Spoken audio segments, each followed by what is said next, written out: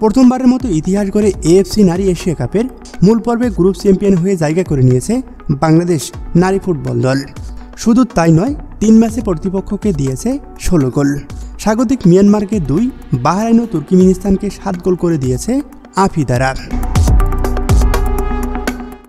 দলের এমন উড়ান্ত পারফরমেন্সে খুশি বাংলাদেশ ফুটবল ফেডারেশন। নারী দলকে নিয়ে দেখতে শুরু করেছে আকাশ ছোঁয়া স্বপ্ন।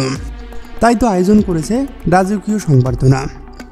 রোববার দিবাগত রাত 3:15টার দিকে হাতিরঝিলের থিয়েটারে এসে পৌঁছায় আফিদা, ঋতুপর্ণারা। এরপর একে একে সংবর্ধনার মঞ্চে ওঠেন ফুটবলাররা।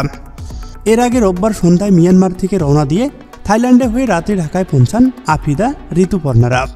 সোমবার ভোরে ঋতুপর্ণা চাকমা ও মনিকা চাকমা ভুটানের লিগ খেলতে থিম্পু যাওয়ার কথা। আর এ কারণেই তারা ঢাকায় থাকতে গভীর রাতে এ সংবর্ধনার আয়োজন করা হয়।